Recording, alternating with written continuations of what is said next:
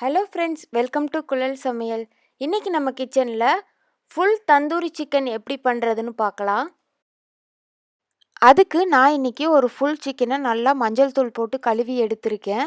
இதை எல்லா சைடும் மசாலா தடவறக்கு தகுந்த மாதிரி கீரல் போட்டு எடுத்துக்கோங்க. இப்போ இதுக்கு தேவையான மசாலா எப்படி பண்ணுறதுன்னு பார்க்கலாம். அதுக்கு ஒரு பவுலில் 4 டீஸ்பூன் எண்ணெய், 4 டீஸ்பூன் தயிர், 2 டீஸ்பூன் இஞ்சி பூண்டு விழுது, 2 teaspoon chicken masala, 1 teaspoon garam masala, 1 teaspoon மல்லித்தூள், 1 டீஸ்பூன் மிளகாய்த்தூள், 2 டீஸ்பூன் தந்தூரி மசாலா, தேவையான அளவு உப்பு, ஒரு அரை எலுமிச்சம்பழத்தோட சாறு, கூடவே கொஞ்சமாக மஞ்சள் தூள். இது எல்லாத்தையும் சேர்த்துட்டு நல்லா கலந்துருங்க. பாருங்க, நம்மளோட சிக்கனுக்கு தேவையான மசாலா ரெடி ஆயிருச்சு.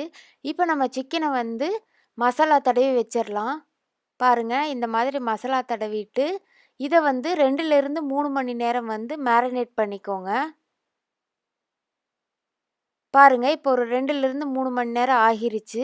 இப்போ நம்ம இந்த சிக்கனை ஒரு கிரில் ஸ்டாண்டில் மாற்றிக்கலாம்.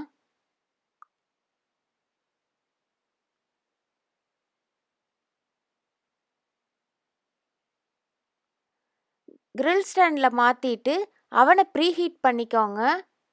அவனை ப்ரீஹீட் பண்ணிவிட்டு இப்போ நம்ம இந்த சிக்கனை உள்ளே வச்சிடலாம்.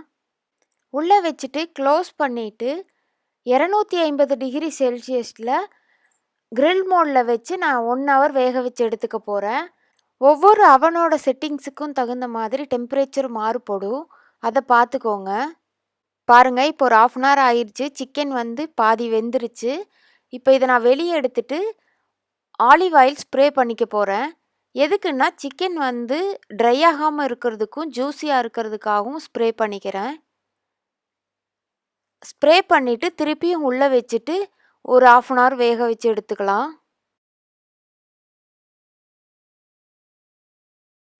பாருங்கள், ஒரு 1/2 hour கழித்து வெளியே எடுத்தாச்சு. நம்மளோட சிக்கன் ரொம்ப சூப்பராக ரெடி ஆகிருச்சு.